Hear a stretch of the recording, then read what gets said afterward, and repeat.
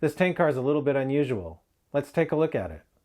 Hi, I'm Dan Cortopassi. Today I'm reviewing an HO scale 20,500 gallon tank car from Tangent Scale Models. My model is decorated in the overall black NACC leasing scheme. Tangent offers this car in this and several other paint schemes. The MSRP for this model is $69.95. I paid $65.99 for my car from Lombard Hobbies. We'll start the model at 100 possible points. The car comes in a cardboard box with a clear plastic window. Inside, a plastic cradle protects the model. A layer of flexible, clear material protects the finish. A small bag is included with spare end caps for the axles. Unfortunately, the uncoupling lever on the A end of my car was detached. This doesn't look like a difficult fix, but a new model shouldn't have damaged or detached parts, so I'm taking 5 points. Despite this minor issue, this looks like a good box that should protect the model for storage and transport. Okay, so I don't normally do this at this point in the review. However, this little uncoupling lever is dangling and it's kind of in the way, so I want to fix it now, and then we'll proceed with the rest of the review. I don't know if this is going to show up very well on camera because this is so tiny, but there is a little hole on the bottom of the draft gearbox lid, and the end of the one end of the uncoupling lever fits into that hole. So I just have to put it back in there and then maybe put a little tiny bit of glue on it to hold it. I'm going to do it off camera because this is just too tiny and fussy to show you, but it should be a fairly simple fix. I've been having a little trouble getting this to go back in, so I'm going to open up the hole a little bit with a number 78 drill bit just to give it a little more clearance. Alright, this is one of those things that's simple in concept but difficult in the execution because of the size of the parts, and also because with all this black on black it's hard to see. But I did manage to get it back in, and I just put a little drop of CA on there to hold it. So something I found out by accident while I was repairing the uncoupling lever is that the upper walkway and handrails are all one piece. And I found that out because I caught them with a finger while I was trying to work on the car and ripped most of it off. Fortunately, it's just like a press fit and I was able to put it back, but it did get bent out of shape slightly. It looks like it's gone back to mostly how it should look, but if you see anything in the rest of the review that looks tweaked up here, that's my fault. Also, I dislodged a piece of the brake system down here, so this is a little loose now. I'll have to glue that back together later, but I just wanted to point those out before we continue the review because, in case anything looks damaged from here on out, it was probably me. In any case, the uncoupling lever is looking better now. It's staying in place, and the coupler still swings side to side. It's always good to check that if you put any glue anywhere near the draft gearbox, because you want to make sure that no glue gets inside there and makes the coupler not move anymore, because that would interfere with the operation of the car. So this is looking good, and now we can continue with the rest of the review. According to the Tangent website, the NACC 20,500 gallon non-insulated tank cars the model is based on were built in the 1960s. These cars were used for a variety of liquid commodities. They featured a welded tank design, full-length walkways, and no expansion dome. My model represents a car that was repainted in the 1990s and features the 3-panel lube stencils from that era and minimal markings. Tangent lists this car as 1990 plus, so it should be correct for the 1990s and beyond. I really like how Tangent includes era information with their models, which helps in making purchasing decisions. The only photo of this car that I was able to find is on the Tangent website. As far as I can tell, the model is a near perfect match. The paint on the car is opaque and thin enough not to obscure the weld seams on the tank and other small details. The markings are crisp and free of voids. I like the rod and turnbuckle details near the ends, something not often seen on more modern tank car designs. At the corners, the car has delicate stirrup steps. These seem like they might be fragile, so I'd recommend using care when handling the car. On the ends, the car has nicely done railings and ladders. The walkways are see-through. Both ends have freestanding grab irons, uncoupling levers, and hoses that are somewhat flexible to resist braking. The B end has a nicely done brake wheel. Up top, the car has a see-through walkway that runs the entire length of the tank body. The handrails may look delicate, but they're made out of a flexible plastic. As I unintentionally found out for myself, they can take some mild bumps without breaking. The hatch and vent detail looks really good. Underneath, the car has full brake rigging. I like the frame detail. Since I primarily model the 1990s, I'm more used to frameless tank cars. That makes this one stand out in my collection. The wheels are metal with the standard RP25 tread profile. The axles have rotating end caps. The car has KD119 shelf couplers on both ends. Looking for a match on the horizontal center line, the coupler on the A end is at the correct height. The coupler on the B end is slightly low, so I'm taking 5 points. All the wheels are in gauge according to the NMRA standards gauge. There is no significant body wobble. The car weighs 5.1 ounces, a little over the 4.5 ounce NMRA recommended weight for a car of this length. The car is free rolling. This tank car has no issues on Kato 550mm curves, which are equivalent to a 21 5/8 inch radius.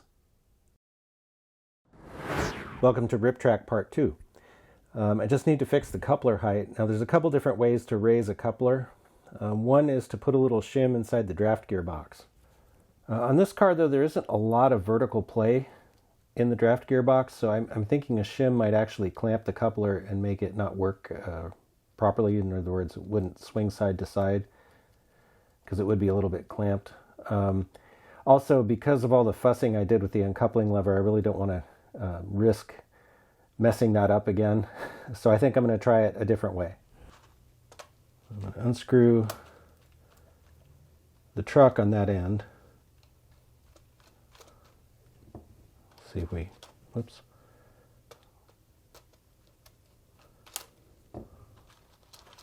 Okay.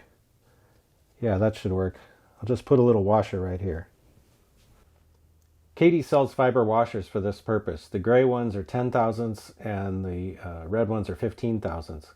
So I'll try one of these and see which one works better. The only problem is, as happens with some models, is that the hole is a little too small, so I'm going to have to ream it out with a file.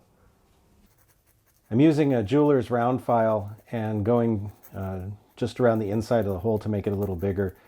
Just the only thing about this is you have to be a little careful because these washers are a little bit flimsy. They're not really designed for any strength. They're just to raise the car a little bit. So you got to do it gently so that it doesn't get all bent out of shape. So I got the hole big enough so that the 10 thousandths washer will fit over the little post that sticks down from the tank car frame. And now I can put the truck back on and test the coupler height. So this car didn't have a problem with wobble, but anytime I mess with the trucks, I always make sure that I set it back up for a 3-point suspension. What that means is you basically want to have the car stable, more widely on one end and then a pinpoint on the other end. That way the car can rock and negotiate uneven track. So this truck, which is the one I just put the washer on, I've set it up so that it'll pivot, but it doesn't rock side to side. The whole car goes with it when it tries to go side to side. This one can pivot and it also rocks a little bit. So if the track is slightly uneven, the car won't derail. Yeah, that looks pretty good. So this car is now done. Before I close out this part of the video, I just wanted to mention that I did have to re-glue this piece because I dislodged it earlier. And all I did was use a little liquid styrene cement right here and on this end, and just pressed it down for a few seconds, and that stabilized it again so it's not wiggling. I like to put a little dot of green paint somewhere on the underside of the car. The bottom of the draft gear box will work. Somewhere that doesn't show, that lets me know that I've already inspected this car for all the operational issues and it is good. So when I saw this tank car, I liked it because it's a little bit unusual, at least for me. It has the full-length walkway on top, which most of my tank cars don't. And it also has a frame. And being more of a modern era modeler, if the 90s are still modern, that's a whole other discussion. But anyway, most of the tank cars that I have are the frameless type where the tank body is actually the structural component. They kind of moved away from having a separate frame on tank cars, I guess probably in the 60s when this particular car was built. It's at some point they changed the predominant method of manufacturing. So I thought that, this car is kind of a throwback in some ways, so I thought it was kind of cool. And, I don't buy as much rolling stock as I used to because I already have so much of it. So this was kind of tempted me because it is unusual, and that's kind of, where my mind's at these days with like wanting to buy something. It is a little on the pricey side. I'm sure I'm going to get some comments about that. I only bought one of them, and that's probably where I'll stop. if you wanted a fleet of these, it would get a little bit expensive. I guess that's just the state of things with, the higher end models these days with, cars like this that have all the details and everything. So, just wanted to put that out there because I always get comments every time I review a kind of an expensive model. One other thing that's kind of not related to this particular review, but I did change the coupler on my coupler height gauge because a few people had been commenting over the last couple of reviews that it looked bent. And it might have been a little bit bent. I think maybe what happened is I dropped it and, it bent the coupler and I didn't realize that it was a little bit askew. So I also bought a new one and I compared the two, and the repaired old one and the new one pretty much agree exactly. So, I may from time to time use one or the other for reviews. I'm not going to go back and retroactively try to change older reviews. That'd be almost impossible to do anyway because, as you know, if the car doesn't already have Katie's on it, if you've been watching my reviews, you know that I go back and I change the couplers to Katie's and fix the height and do all that work. So I don't have the original model in a sense, to test again. So there's really no way for me to do that. But if you want to go back and, do some retroactive correcting to my reviews for your own benefit, feel free. But anyway, I just thought I'd mention that too. Let's see what we've got. One of the uncoupling levers was detached out of the box, so I took 5 points in the packaging category. One of the couplers was at the wrong height, so I took 5 points in the standards and operation category. That leaves us with 90 out of 100 possible points, which earns an A-. This is a very nice model. I'm giving it a green signal. I think Tangent did a really nice job on this car. If you're looking for something a little bit unusual for your HO scale collection, then I think you might like it. If you like this video, then please like, comment, share, and subscribe. It really helps the channel and I appreciate it. Stay tuned and thanks for watching.